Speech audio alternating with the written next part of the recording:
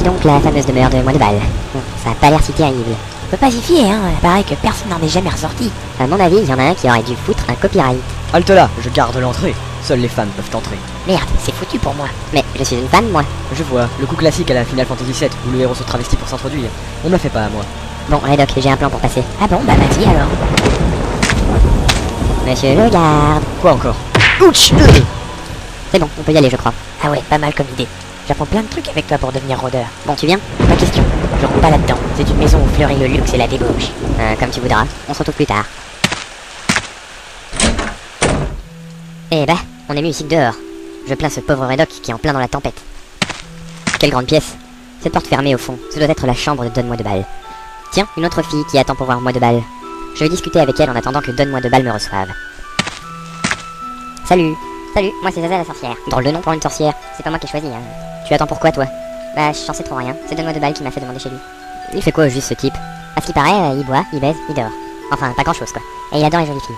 C'est sans doute pour ça qu'il m'a convoqué. Ah, je suis pas dans la merde, moi. Ce qui est paradoxal, c'est qu'il a quand même une promise. Cette dernière est d'ailleurs assez moche. Ah bon? Oui, à tel point qu'on l'appelle la chose. Et elle a de très grands pieds. Elle chausse chose promise, chose due. Oui, c'est ça. En plus, ils ne s'entendent pas très bien. Ils n'arrêtent pas de s'engueuler, surtout quand elle est cuitée. C'est la promiscuité, exactement. Moi, j'arrive toujours pas à croire que ce con soit promis. Je pense que ça durera pas longtemps. En effet, ça paraît compromis. En tout cas, on dit que ce Don est vraiment un pervers. Son activité principale est de mettre la main aux fesses. Pour tout vous dire, sa devise c'est « fais ce qui te plaît ». Au suivant. Ah, je crois que c'est à moi. Enchanté de t'avoir connu. Hein. Idem. Bonne chance. Donne-moi de Balle. Ah, désolé, j'ai plus rien là. Oh, t'es pas mal. Ça te dirait qu'on fasse des choses ensemble? Quoi comme chose? Le genre de choses qu'on peut faire dans un lit, par exemple. Dormir? Mais non, voyons. Tu vois très bien de quoi je veux parler. Ah bah ça m'intéresse pas. Hein. Allons, je sais de quoi tu as envie et je te donne la possibilité de le faire. Ah, vous me laissez la possibilité de vous frapper? Mais non, c'est pas ce que je voulais dire. Bon, trêve de stupidité. Savez-vous où est le grand nez? Sais-tu quelle est la différence entre mon sexe et un bâton? Non. Bah attends, je vais te montrer. Ce sera pas la peine. Je comprends pas pourquoi les femmes ne m'aiment jamais.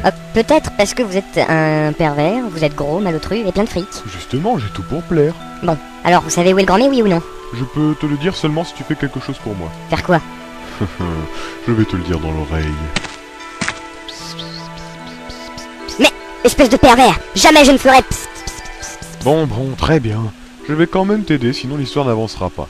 Le Grand Mets est sur une île déserte. Il faut traverser l'océan à partir de Page Town pour s'y rendre. En général, on la trouve en percutant un iceberg. Mais c'est complètement stupide ce truc. On sait jamais, hein, t'as un petit pourcentage d'y arriver en faisant ce naufrage. Ouais, j'y crois pas trop mais bon. Maintenant, je veux pas te laisser partir d'ici en vie vu que je suis un sbire du Grand Mets. C'est le moindre des choses. Ok, je vous attends, venez vous friter. Attends, je vais aller actionner ce levier là-bas et je suis à toi. Pas de problème. Comment ça clique? Mais une trappe se dérobe sous mes pieds avec un trou très profond à l'intérieur. Ah! Où je suis tombé? Dans un piège. Adieu, moi. Tiens, faudra que je perde cette habitude de rire comme un con. Je me demande où j'ai bien pu apprendre ça. Oh là là, je suis vraiment débile. Faudra que je rejoue au RPG classique pour ne plus me faire avoir. Bon alors en théorie, il y a un monstre dans ce souterrain tout sombre, c'est ça? Désolé mais non. Il y avait plus assez de budget après la construction de ce souterrain. C'est pas vrai, cette histoire me tourne vraiment au n'importe quoi. Bon bah moi je retourne draguer, hein. Bon bah j'ai plus qu'à marcher, hein. Tiens, un écriteau. Essayons de le lire dans cette obscurité. Égout de Rist, sorti pas loin. Ah bah, ça devrait aller alors. En plus, ça explique cette odeur infâme. Pendant que Ludia est en train de marcher à chercher désespérément la sortie des égouts, qui sont beaucoup plus grands que ce qu'elle pensait, le Grand Mets et Bob élaborent leur plan de conquête du monde. Enfin, juste le Grand Mets, hein. Bob, il est gentil. Gentil, à mon avis, il est en train de virer de bord, hein. Il sombre dans le côté obscur.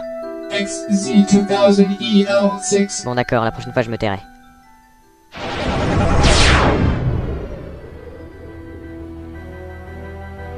Merde. Quoi, qu'est-ce qui se passe encore? Cette petite peste de Ludia va bientôt arriver ici. Enfin, encore faut-il qu'elle trouve mon antre super secrète. Vous parlez de la grotte avec un grand panneau avec écrit dessus « Antre du grand méchant de l'histoire » ? Tout à fait. Elle n'y verra que du feu. D'autant plus que le monstre que je viens d'envoyer va la pulvériser. Sûrement. On fait la revanche au poker ? Cette fois, c'est moi qui vais gagner. Alors ça m'étonnerait. Oh là là, on s'emmerde quand on est des méchants.